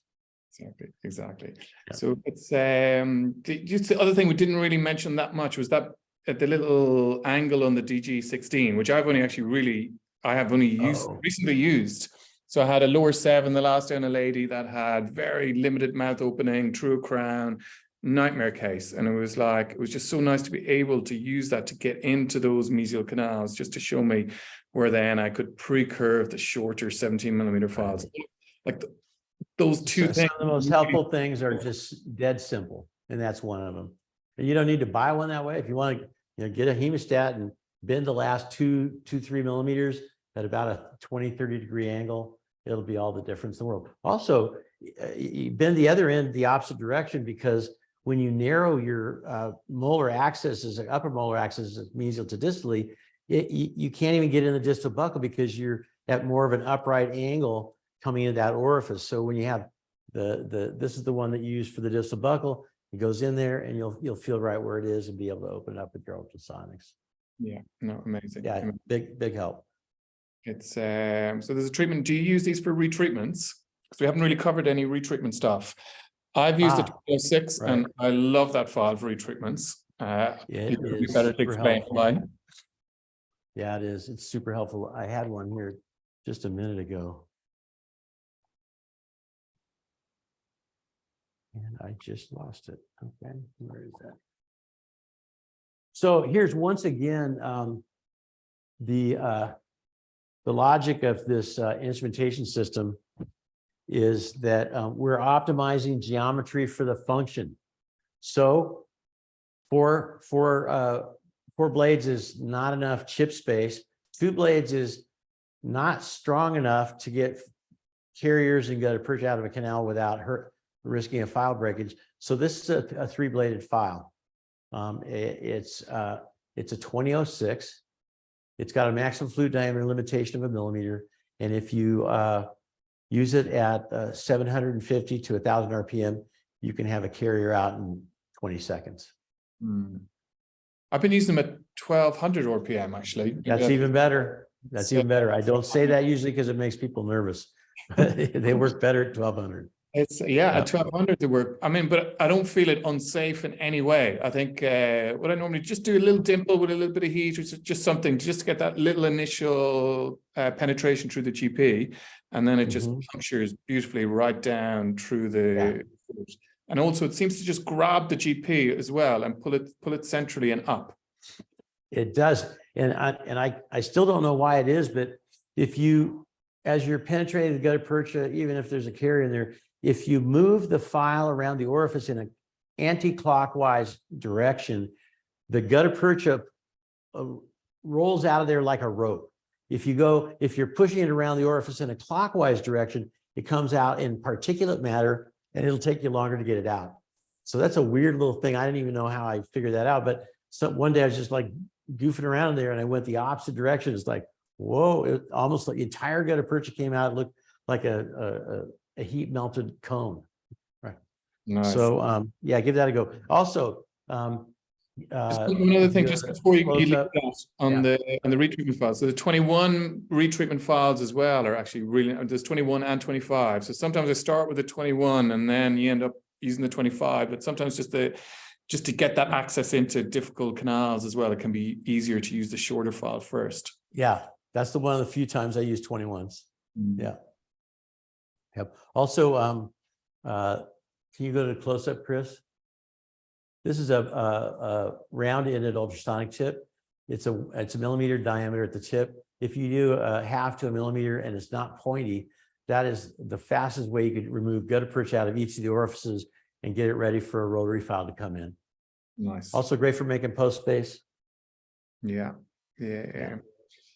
I mean, the reason I really like these files is that they're obviously designed by a clinician who's been a clinician, rather than, I feel some other files are like made by engineers and then endorsed by clinicians afterwards, after they've actually been designed. I think you can really see the thought that goes into like the system, how there's different tips on the different files depending on what you're trying to do. There's different flute spaces, there's different geometry, there's thought gone into each part of the files for exactly what they're doing by someone who knows what they're doing, rather than we have this file system, this is the cross section, and it's consistent for every single file the whole way across the series. Yeah, no, it's true. It's very complex because most of the characteristics that you change in a file design that gives you a positive effect has some negative consequence along with it. Before we had heat treatment, you can make them cut faster, but they're going to transport more. You can make a bigger chip space, but they're going to be weaker. Now that we've gotten heat treatment, we can, we have more room to play with these different variables. And I think having the geometry match the function is huge. Totally ductile heat treatment, and just an MIE concept from start to finish. We have a 4005 in there. That's the biggest file in the whole series. If I have a terminal diameter bigger than a 40 or 45, I'm going to have to use that file long, which gives most people the willies, but works great. But it's almost never necessary. I would say most often in retreat cases that have been mangled.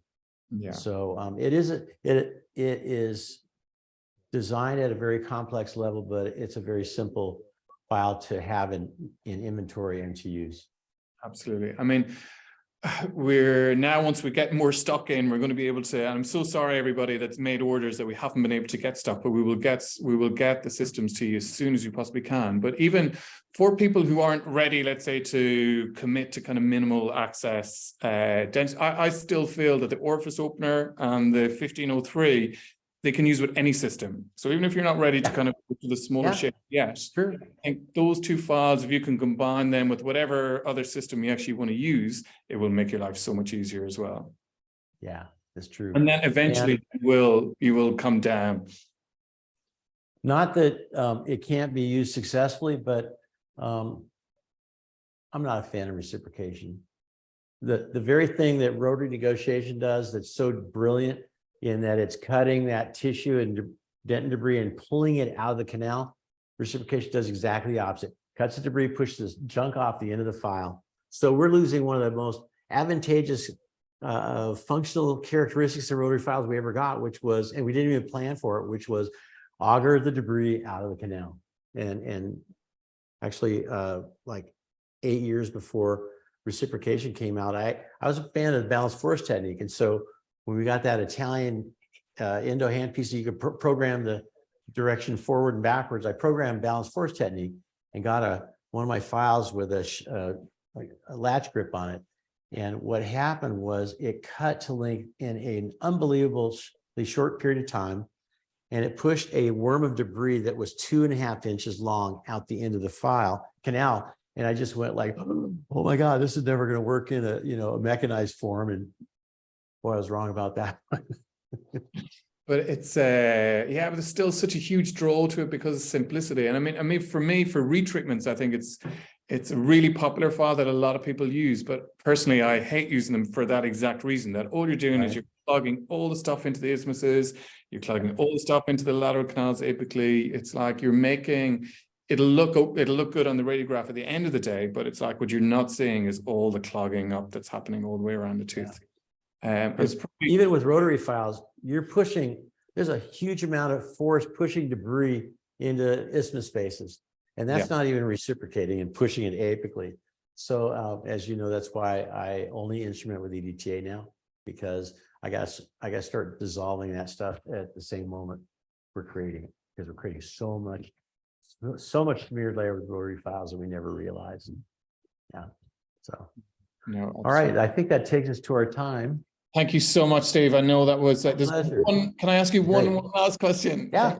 Who's been amazing. Are you using the 1503 or 1505 if larger canal with the apex locator?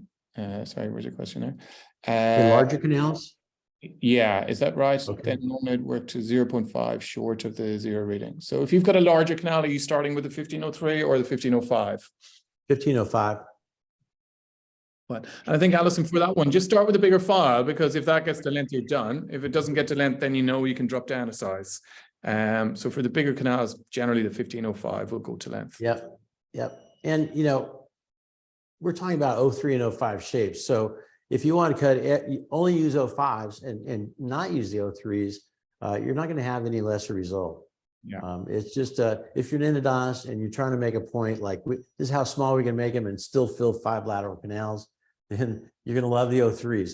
But in general, I would just recommend simplify it and start with a 1505, gauge it, and use one more file in the 05 series of shaping files if you need it when you're done.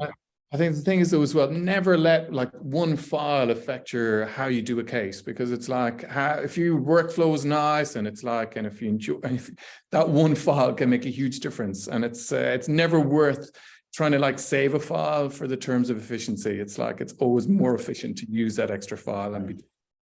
Here's the information, the best information I have on the economics of using used files. DSOs, some of these have 2,500 different offices and multiple docs in each of them. So they're talking about thousands of dentist employees. They have Harvard MBAs running all the procurement and the business side of it. And they did an analysis. It costs more to have your assistant clean your files and organize them to how many times they've been used than to buy a brand new file. So once had a house built, we had framing contractors in there. And it was awesome to watch them because they're just like, the whole thing gets framed in a week and a half or 2 weeks. But they will walk in every morning with a pack of blades, put it on a nail they put in one of the studs, and every half hour they change their blades out. And I go, wow, you change those quite often. They go, well, who'd be dumb enough to use a dull blade on a power saw? I just thought, probably Dennis. Dennis would do that. Yeah, Dennis would definitely do that. They say, this blade, how many times can I cut a 2x4 with it? Yeah, no. I think in a way we're lucky in the UK, everyone is just single-use files. So we don't have that kind of dilemma. That is great. in Ireland and Europe, it's a little bit different. But I think most people are coming around to the kind of, it just makes sense to use a new pack. Right. And for that reason, it behooves us to create systems that need as few files as possible. Because you got to buy them all new. And just last question. I'm so sorry. How do you prepare the coronal part of wide canals like palatal or lower distal canines or incisors with this system? I don't. I leave it its natural size. But in that case, I'm more likely to do a half down pack with an electric heat carrier, because I'm going to want to push the gutta percha into the space that's wider than the cone itself. Yeah. But there's no need for me to enlarge that. If I'm treating a 14-year-old's upper second molar or second premolar, I'm going to broach the pulp and I'm going to gauge it, because there's a 95% chance that the canal has perfect shape. And that's one of my proudest cases. Like, okay, I'm not going to cut one iota of dent in here. We're going to irrigate it for half an hour, fit a cone and stuff it. And they come out great. I always fill lateral canals in those cases because they're so calcified.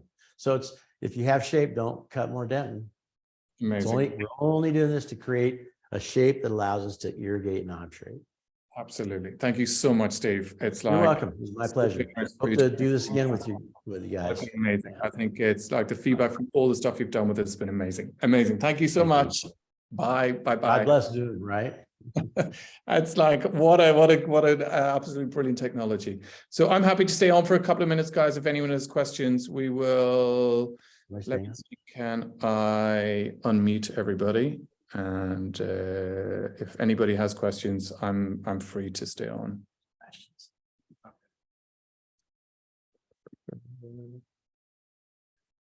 me see, can I do this?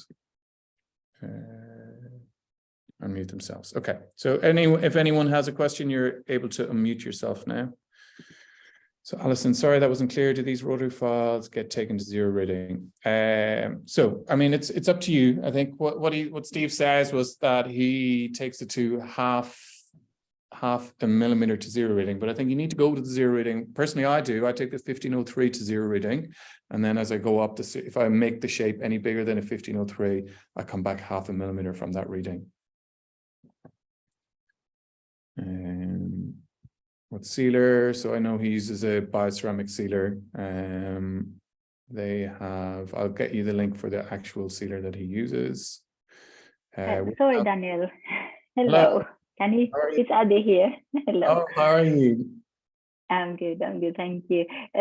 Just about those gauging files, do you use them, and when? I've never heard of. Yeah, I mean, personally, I don't actually do that. So basically what he's showing there is he uses nickel titanium gauging files. So once he's cut the kind of basic shape, he's using the gauging files to see what the actual diameter of the apical canal is.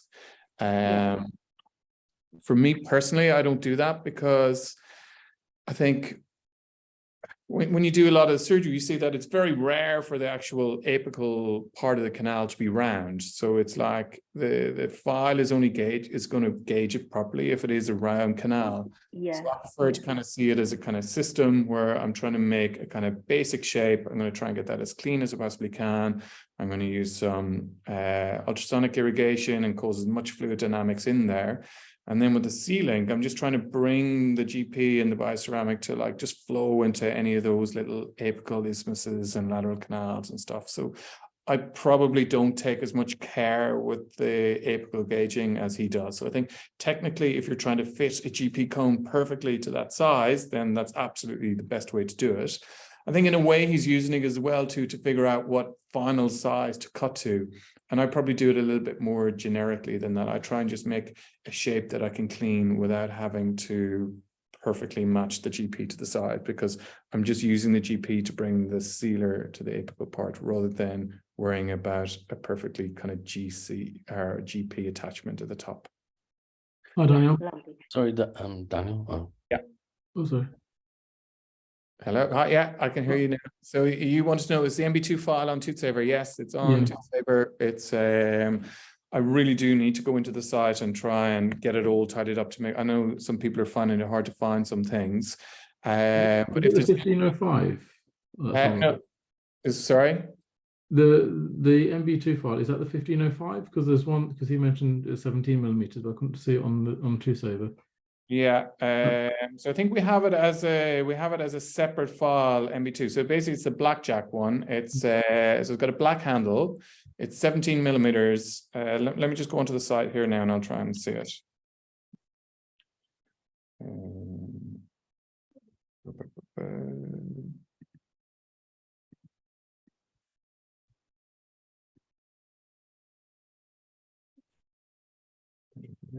MB2, but that MB2 file is really nice.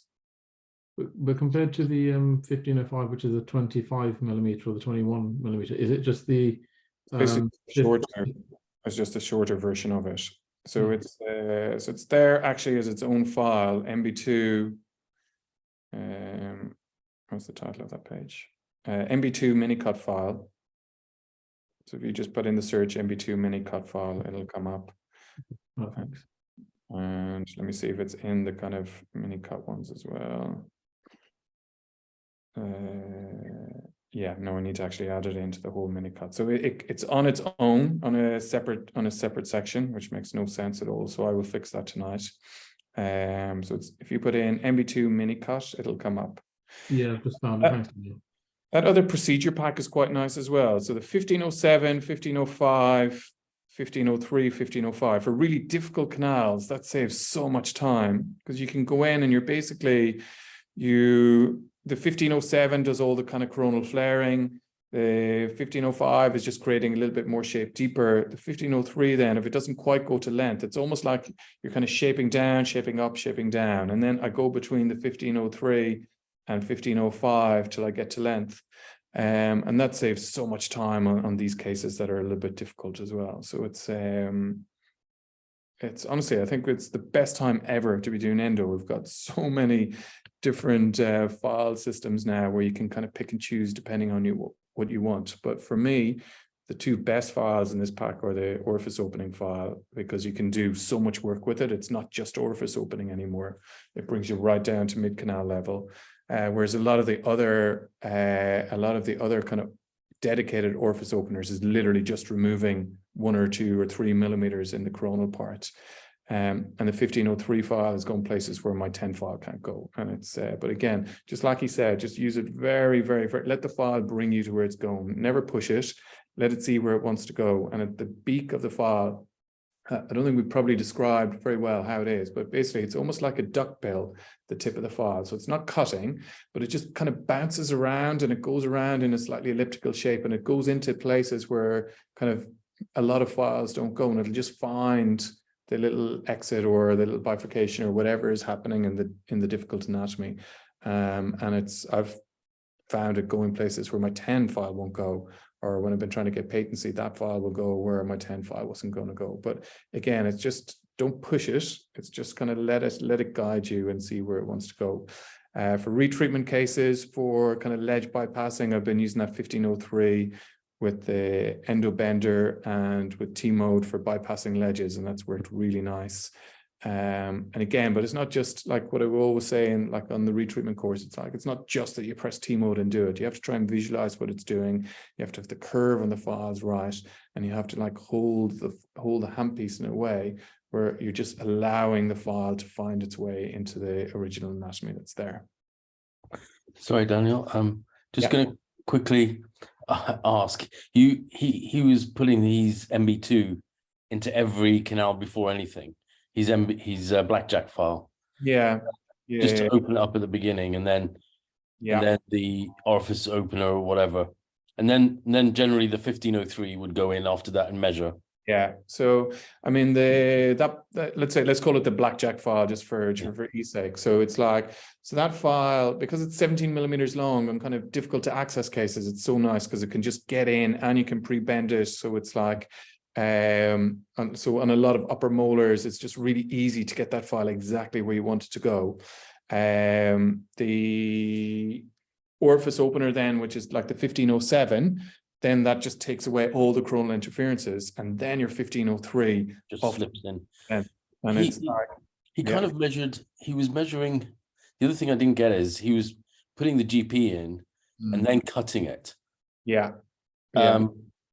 Obviously he knows where it is because it's a false tooth. So Yeah, he knows where it's- but you know, normally I would pre-measure the GP. Yeah, so I mean, so a couple of things there. I always use the kind of gutta percha cutter rather than cutting it with a Yeah. blade like that. I Yeah. think it's so much easier Yeah. to do. I will always, before I obturate, so I will always kind of use, let's say, I generally use now the 1503 on my apex locator, and you kind of get a good feel from that, depending on how easy it goes. You kind of get an idea of what kind of cone you're going to use. So let's say most of my cases is a 25 tip on the GP. I'll place at 25. If it's really loose, I'll go and I'll get another cone that's a 30. So I don't tend to push it right out through the apex like that and do it. So I try and, once I've measured it, let's say the canal is 22, I measure the GP at 22, and if it's not snug at length, I don't push it out and recut it. I just go and I'll take another, I'll ask my nurse to, okay, make that a 35 tip, make it a 40 tip, and then I'll just place that passively and just have it snug at length. If it's a tiny bit short, I don't mind, because when you use the one fill, you can just literally, if you need to get it a little bit, you can just very gently just pump it a tiny bit to get a little bit of sealer ahead of it. But generally, I like it to be pretty close to it, and then I'm just literally placing the cone through the sealer nicely, and then you're done. It's so quick and easy. Nice. But I think for most kind of molar cases, if you start, and it depends. If it's a straightforward case, you don't need to use the blackjack file, so you can just go in with the 1507. And then 1503. So my very first case, hold on, my computer is literally about to die. If for my very first case that I used these files in was an upper 6, I started with the 1507 on the mesial buckle, did three strokes with that. 1503 went straight to length. And the AI motor measured exactly when you were at 0. Yeah, that measures. But I mean, for people who don't have the eye motor, you can estimate your working length. You can do it with the 1503 or with a 10 hand file as well to reconfirm. But the AI motor is nice in that it has that function too. And literally I had all the canals prepared in 5 minutes. It was like, it was so quick. They just like dip down to length. And then you kind of just need to figure out what file. Now, it's not every case is like that, but that just happened to be the first case that I used it. But in terms of efficiency, it's like they cut really beautifully. Never push them, just as we were trying to say, see where they want to go, don't force them. And it's very hard to not use them once you've started using them. Excellent. Great. So where can we buy the Endobender? We have the Endobender. We should have it online. So if you message Louise, we have some Endobenders now. No, we don't have them online yet, but we definitely do have them. So if you do need to get some, just message Louise. I think we have 5 or something, but I have ordered more, so we will have more next week. And we will do something where to show you exactly how to use it. I think that's for retreatments and for difficult anatomy. It really does make a massive difference using the Endobender. Yeah, to safer we'll have Endobender in a week. Great. And okay, great. Hopefully we've got through most of your questions there. If there's anything else that we missed out, just post it on the group, because if you have that question, loads of other people will have it as well. We have ordered all of the files again, so hopefully we'll be back in stock fully and we'll get them all out to you as soon as we possibly can. I think the thing is, people who have used them have just like ordered more, and really what we should have done was just made sure everyone got some first before we started kind of fulfilling orders. That was kind of a mistake on our part. But I think try them out, let us know what you think. If you have any problems at all, get in touch with us, and then share your cases as well. And if you have any other questions, let us know. But thank you so much for taking time out, 2 hours out on a Monday evening. That's amazing. We'll play the recording again next Monday for people who couldn't make it tonight. And good luck and enjoy your endo. Thank you so much. Thank you. Bye.